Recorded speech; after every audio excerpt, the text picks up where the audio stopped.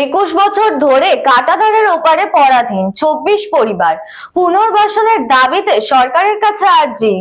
দেশের স্বাধীনতার ৮০তম বর্ষ উদযাপন আমরা করলাম, অথচ স্বাধীনতার এত বছর পরেও ভারতীয় হয়েও পরাধীন জীবন কাটানোর অভিযোগ মালদার বামনগোলা ব্লকের চাঁদপুর গ্রাম পঞ্চায়েতের সীমান্তবর্তী তালতলা গ্রামের ২৪টি পরিবারের। ২০০৫ সালে ভারত বাংলাদেশ সীমান্তে কাঁটাতারের বেড়া দেওয়ার সময় এই পরিবারগুলো বেড়ার ওপারেই থেকে যায়।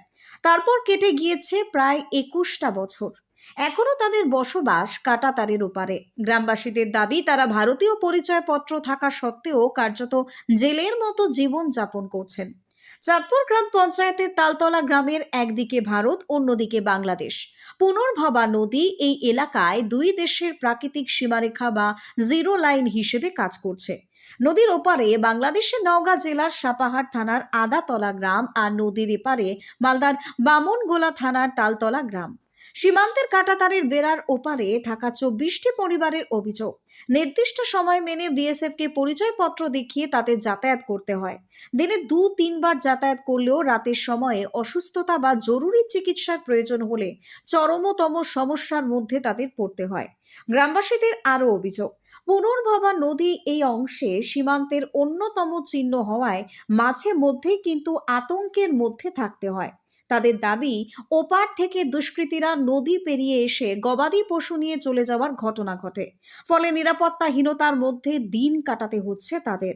এই পরিস্থিতিতে কাঁটাতারের বেড়ার এপারে তাদের পুনর্বাসনের দাবিতে সরকারের কাছে আবেদন জানিয়েছেন গ্রামবাসীরা। এইখানে কাঁটাতারের সমস্যা, আমরা পুরনো বসতি চাই মুখ্যমন্ত্রীর কাছে। তাই হচ্ছে আমাদের এখানে যাইতে আসতে খুব অসুবিধা। আধার কার্ড নিয়ে যেয়ে দাঁড়ায় থাকা লাগে 1 ঘন্টা দাঁড়ায় থাকা লাগে, তারপর এন্ট্রি করে আবার একটা ট্যাপে করে। অনেক কষ্টে আছি আমরা এখানে। একটা ব্যবস্থা করে দিলে আমরা ভালো হতো আমাদের। আমাদের এইখানে কাঁটাতার পড়ে গেছে। আমাদের বাংলাদেশে যে ভারতে, আমরা এখানে থাকি নদী মাঝখানে, আমরা এপার আর ওপার। চুরি হচ্ছে, অনেক চিন্তা ভাবনা, ঘুম আসে না, পোলাপান নিয়ে আমরা এখানে থাকি, খুব কষ্টে আছি। তোমরা কি চাচ্ছ? আমরা চাচ্ছি আমাদের কোনো পুরনো বসতি যদি দিত তাহলে আমাদের একটু ভালো হতো। বসবাস করতেছি এমনই মানে পরাধীনতায়, মানে ৮০তম পেরিয়ে গেছে স্বাধীনতা, কিন্তু আমরা পরাধীনই বসবাস করতেছি।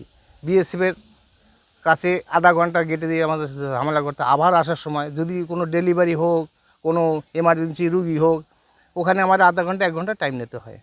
তারপরে দেখা গেল একটু রাত বিরেত হয়ে গেল, গেটে তো লোক থাকে না, আমাদের ক্যাম্পে যেতে হয়। ক্যাম্পে যখন যাই তখন বলতে সাহেব ঘুমিয়ে আছে, সাহেব কোথায় আছে, তাহলে কোম্পানি ডাকতে হবে, প্রধানের সার্টিফিকেট লাগবে, পঞ্চায়েতের সার্টিফিকেট, বিভিন্ন রকম অসুবিধা, বিভিন্ন রকম।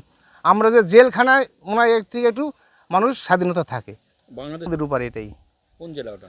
ওটা ওই নওগাঁ জেলা পরে। আচ্ছা, তো আমরা ভারতীয়। কটা পরিবার আছে এখানে? 22টার মতো। আপনাদের এই জায়গাটার নাম কি? তালতলা। কি হয়েছে এখানে? এখানে আমরা তো কাঁটাতারের ভিতরে আছি। কাঁটাতারের ভিতরে তো জীবনযাপন করা আর জেলের ভিতরে থাকা সমান নয় একদম। এরকম কীরকম স্যার, আমাদের যে কোনো বিষয়ে, কোনো হসপিটালে যাওয়া, বাচ্চারা স্কুলে যাওয়া, আমাদের কোনো সংস্কৃতি অনুষ্ঠান করা, আমাদের খুবই অসুবিধা হয়। এন্ট্রি করে যেতে হয় এবং এন্ট্রি করে আসতে হয়। আধার কার্ডের বায়োডেটা সম্পূর্ণ আমাদের যে আছে, সেই বায়োডেটা দেখিয়ে যেতে হয় এবং বায়োডেটা দেখিয়ে আসতে হয়। কোনো সময় বিএসএফের অধীন, মানে বিএসএফের অধীনেই আমরা আছি। আর বিএসএফের অধীনে থাকা খুবই, জীবনযাপন করা খুবই সমস্যা। কতটা পরিবার থাকেন? আমাদের এখানে 24টা পরিবার আছে। আচ্ছা, এখানে কখন বেরান, কখন আসেন? আমরা সকাল 6টা থেকে সন্ধ্যা 6টা অবধি যাতায়াত করতে পারি। তারপরেও আমাদের একটা সময়সীমা বেঁধে দিয়েছে, যেরকম সকালবেলা 8টার সময় খুলে 11টার সময় বন্ধ করে দেয়, আবার 3টার সময় খুলে আবার 6টার সময় বন্ধ করে দেয়। এই সমস্যা এটা স্যার গেট হওয়া পর্যন্ত 2005 সাল থেকে যখন আমাদের এই ফেন্সিং হয়েছে, কাঁটাতার হয়েছে, এই ফেন্সিং দিয়ে হওয়ার পরে আমরা এইভাবে জীবনযাপন করছি। 21 বছর আমাদের জীবন জেলে কাটিয়েছি। জেলে বলতে যে সমস্ত আধার কার্ডের বায়োডেটা এবং ভোটার কার্ডের আমাদের যা ডকুমেন্টস আছে ভারত সরকারের দেখিয়ে, তারপরে বায়োমেট্রিক করে তারপরে আমাদের যেতে হয় স্ক্যান করে। মানে ভারত স্বাধীন হয়েছে, 80তম স্বাধীনতা আমরা জীবনযাপন করছি, কিন্তু আমাদের স্বাধীনতা হয়নি এখনও। এই পরিস্থিতিতে তালতলা গ্রামে গিয়ে স্থানীয় বাসিন্দাদের সঙ্গে দেখা করেন রাজ্যের সেচ এবং আদিবাসী উন্নয়ন দপ্তরের প্রতিমন্ত্রী তথা এলাকারই বিধায়ক জুয়েল মুর্মু। গ্রামবাসীদের সঙ্গে কথা বলে তাদের সমস্যার কথা শোনেন তিনি। দেখুন, আপনারা জানেন যখন আমাদের এই যে ফেন্সিংয়ের যখন হয়, এই যে বান রোড যখন হয়, তারা এমনভাবে চলে গেছে, সেখানে তারা এই বান রোডের ভিতরে তাদের বাড়িটা পড়েছে। আর সেখানে 24টা বাড়ি পড়েছে। আমাদের যে তালতলা ক্যাম্পটা সেটাও কিন্তু ভিতরে পড়েছে। তো সেখানে তাদের সাথে সবাই মিলে সেখানে থাকে, যে গত 24টা পরিবার সেখানে বসবাস করে নেন।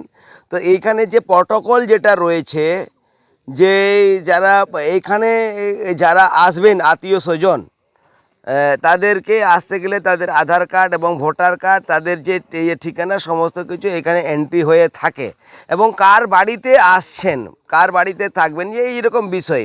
এবং 24টা বাড়িতে যে থাকে তাদের পরিবারের যে কতজন তারা এক একটা পরিবারের লোকজন থাকে, এবং হাঁস কত, মুরগি কত, যে তাদের বাড়িতে যে গরু কত বা ছাগল কত, সেই রকম সমস্ত কিছু তাদের কাছে একটা তালিকা থাকে।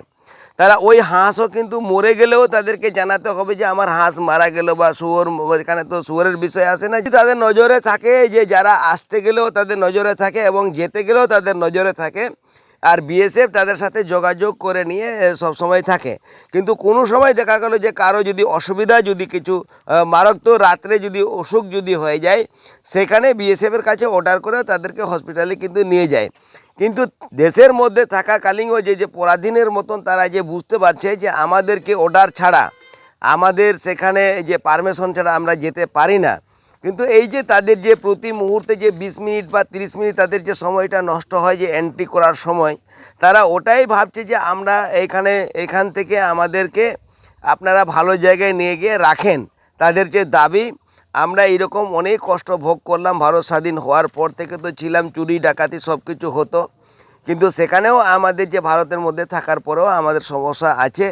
সেখানে আপনাদের কাছে আমরা দাবি জানাচ্ছি যে আমাদেরকেও ভালো জায়গায় রাখার জন্য চেষ্টা করছি, কিন্তু আবেদন করছে, আমরাও চেষ্টা করব তাদেরকে এইবারে নিয়ে এসে তাদের ভালো সুন্দর জায়গা, তাদের 24টা বাড়ি যাতে আমরা নিয়ে আসতে পারি। সেখানে আমরা আলোচনার মধ্যে দিয়ে তাদেরকে আমরা সরকারকে আমি জানাবো, যেখানে ফেন্সিংয়ের ভিতরে যারা আছে, আমাদের ক্যাম্প আছে, ফেন্সিংয়ের ভিতরে আমাদের পরিবার আছে, যেখানে ফেন্সিংয়ের ভিতরে আমাদের যে ৭০ একরের মতন জমিগুলো আছে, সেই জমিগুলো তাদের কার কাছে আছে না আছে সেগুলো আমরা খতিয়ে দেখব। যে আমরা এখানে লোকাল আমরা আলোচনা করেছি যে সরকারিভাবে তাদেরকে যে বিএলআরওর মাধ্যম দিয়ে জমিটাকে চিহ্নিত করে তাদেরকে কোথায় নিয়ে যাব, আমরা ভেস্টল্যান্ড কোথায় আছে, কোথায় রাখবো, সেগুলো চিহ্নিত করার জন্য আমরা কিন্তু চেষ্টা চলছে, এখানে ইনকোয়ারি চলছে। মালদা থেকে অশ্বিনী গুপ্তার report, News Banga Time. Saint Augustine's Day School Barrackpore, success for every child. Admission open session 2026 to 2027. Contact number 9007934555. AM jewellers Ichhapur, Anandamath. আমাদের মেকিং চার্জ 3%। আমাদের লাইভ দেখুন JM জুয়েলার্স ফেসবুক পেজে প্রতিদিন রাত 7:35 আমাদের ভিডিও শেয়ার করলে পেয়ে যাবেন সোনার নাকছাবি একদম ফ্রিতে। ঠিকানা ইছাপুর, আনন্দমঠ, উত্তর 24 পরগনা। যোগাযোগ 7439131404। আমাদের অনলাইন ডেলিভারির ব্যবস্থা আছে।